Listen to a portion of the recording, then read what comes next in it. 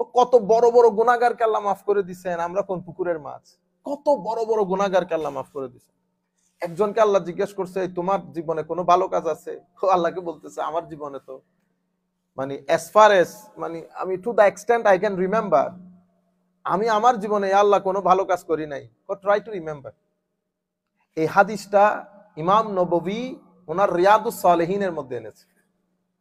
তো সে অনেক চেষ্টা করতেছিল to remember actually what kinds of good did he has ever done in his life. Suddenly he said, আচ্ছা আচ্ছা আল্লাহ, মনে পড়ছে, দেখছেন নি কত বড় বান্দা, ভালো কাজের কথা মনে পড়ছে।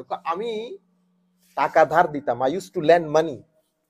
তো আমার যারা ল্যান্ড কালেক্টর, মানি কালেক্টর আছে, ওদেরকে যখন আমি ল্যান্ড কালেকশনের জন্য পাঠাইতাম, তো ওদেরকে বলে দিতাম যে কোনো মানুষ যদি টাকা দিতে না পারে, ফাইন্যান্সিয়াল ক্রাইসিস, খান পে, তো বলে যে তাদেরকে তোমরা ডিস্টার্ব করিও না, give them respite, give them time, whenever they have got chance they gonna pay.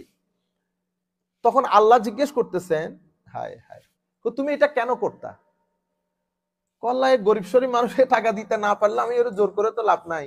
পরে ও যখন পাবে, একটা শব্দ হচ্ছে উস, একটা হচ্ছে ইউসর, ইন্না মাআল উসরে ইউসরা, ফা ইন্না মাআল উসরে ইউসরা। তো বলতেছে, মাওলা এরা তো উসরের মধ্যে আছে, ডিফিকাল্ট সিচুয়েশনের মধ্যে আছে, এই জন্য আমি তাদেরকে কি করে দিয়েছি, সহজ করে দিয়েছি। শুধু এতটুকুনের উপর আমার আল্লাহরে ক্ষমা করে দিছে।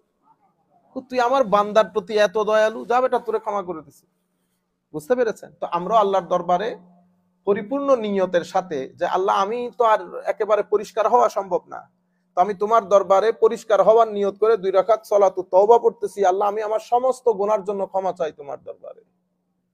তুমি ক্ষমা না করলে আমি তো আর কারো কাছে যাইতেও পারবো না আল্লাহ।